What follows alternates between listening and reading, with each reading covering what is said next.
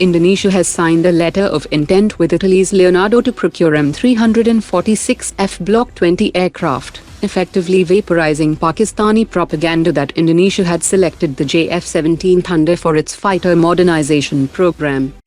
The print has reported that the first lot of the Tejas MK1A, which was to be delivered to the Indian Air Force in March 2024, is likely to be inducted latest only by July 2026.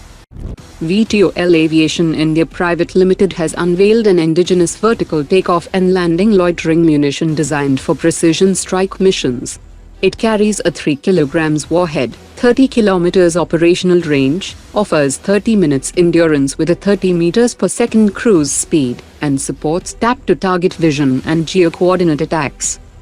The Ministry of External Affairs has confirmed that India has formally offered Malaysia a mid-life upgrade program for the Royal Malaysian Air Force's 18 Su-30 MKM fighter jets, with the option to integrate 160 km range Astra Mark 1.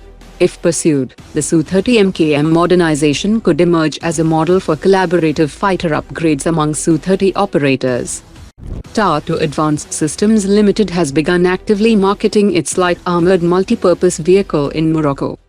The long-held perception of the Rafale fighter jet being free from US control has been unsettled, as the US-based Law Holdings has now acquired France's LAMV fans and motors, which is a key supplier of cooling systems used in Rafale's radar, electronic warfare, and cockpit avionics, which are mission-critical systems, not just peripheral components.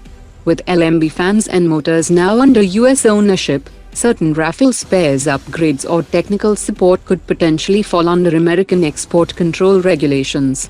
India was assured that Rafale did not involve US-controlled components, and this development introduces a new layer of strategic uncertainty, as future support or transfers could face added scrutiny or delays in a volatile geopolitical environment. An official from the Aeronautical Development Agency has indicated that the first prototype of the AMCA is targeted for rollout by the end of 2028, provided assembly milestones remain on schedule. If the plan holds, the remaining 4 prototypes will follow in a staggered sequence, culminating in the rollout of the final 5th test aircraft by the end of 2031. The first 3 prototypes will focus on flight envelope expansion, aerodynamic validation and phased avionics integration, while the final 2 will be dedicated to weapons integration and firing trials. This staggered approach is intended to enable parallel testing and compress the overall development timeline. U.S. State Department's Middle East Affairs Officer Robert Palladino has told the U.S. Senate Foreign Relations Committee that Algeria's Su-57 deal with Russia is very concerning and could trigger U.S. sanctions under CAATSA. He said the United States continues to engage Algeria on areas of mutual interest, but stressed that serious differences remain, with the Su-57 procurement cited as a key point of concern. HAL chief has said that the current request for information is strictly limited to building 5 AMCA prototypes, and does not lock in a long-term production partner. He also added that once the development phase is completed, the production segment is expected to be reopened through a fresh tender, with Hindustan Aeronautics Limited planning to compete again, even if it does not secure the prototype role. It is to be noted that the statement is misleading in the context of the development-cum-production partner model, as the model is explicitly designed to bring the selected industry partner in right from the development stage, so that industry builds capability of producing.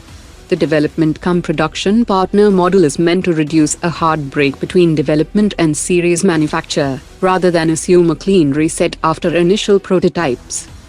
India's Ministry of Defence is preparing to examine the $35.8 billion proposal to procure 114 Rafale fighter jets, with discussions expected to accelerate ahead of French President Emmanuel Macron's visit to New Delhi later this month.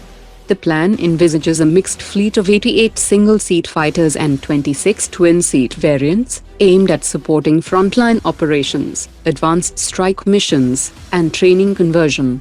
The project has already cleared the Defense Procurement Board and is now expected to be reviewed at a high-level ministry meeting, where operational urgency, financial structuring, and industrial participation will be key focus areas.